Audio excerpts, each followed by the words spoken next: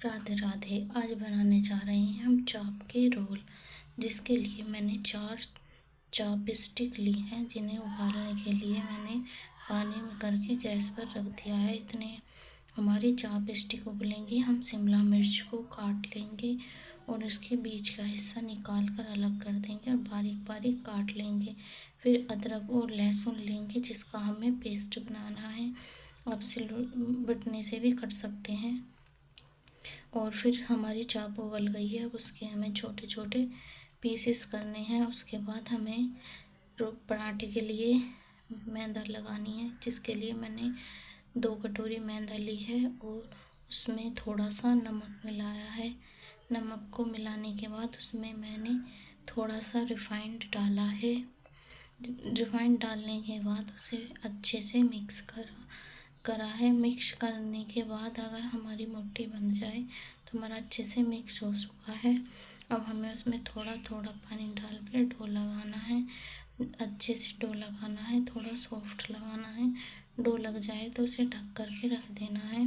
और इतने हमें अपने चाप के रोल में भरने के लिए तैयारी करनी है, जिसके लिए गैस पर कढ़ाई रख दी, उसमें तेल डाल दिया है और लहसुन अदरक का पेस्ट डाल दिया है। उसे अच्छे से चलाया है। उसे भूनने के बाद उसमें मैंने शिमला मिर्च डाली है। जब शिमला मिर्च थोड़ी गली सी हो गई तो उसमें मैंने चाप डाली है। चाप को भी अच्छे से चलाएं, थोड़ी कुरकुरी सी हो जाए तब उसमें हमें मसाले डालने हैं। मसालों में हमें अपने बेसिक मसाले डालने हैं, जैसे कि मैंने पहले MDH का मसाला डाला है। उसके बाद चलाने के बाद मैं उसमें डालूँगी थोड़ी सी हल्दी। हल्दी डालने के बाद डालूँगी मैं उसमें लाल मिर्च।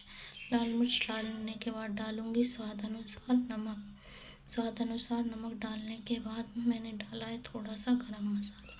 गरम मसाला डालने के बाद मैंने थोड़ा सा अमचूर डाला है। फिर दही डालकर सबको अच्छे से मिक्स कर दिया है। कुछ चलाते हुए 5-1 मिनट पकाने के बाद इस तरह से हमारे चाप की स्टफिंग तैयार हो गई है।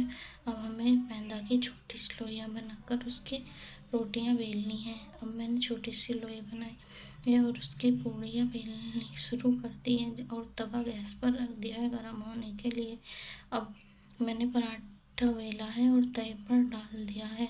उसे जब वो एक तरफ से हो जाए तब उसे पलट के उसके ऊपर तेल लगाना है। तेल लगाने के बाद हमें अच्छे से उसे दूसरी तरफ से भी तेल लगाकर सेकना है। जब हमारा पराठा अच्छे से सीख जाए तो उसे रख लेना है।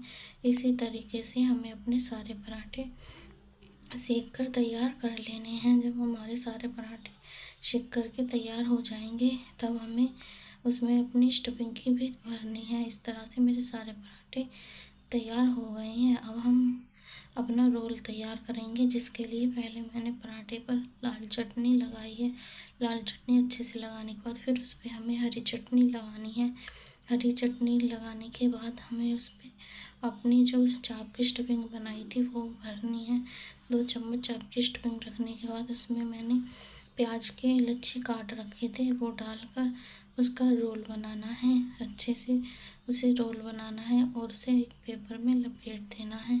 पेपर में लपेटने के बाद हमारा पेपर में रोल तैयार हो जाएगा। इस तरह से मेरे चाप रोल बन करके तैयार हुए हैं। अगर आप सबको अच्छे लगे तो कमेंट में ज़रूर बताएं। लाइक और सब्सक्राइब और कमेंट करें।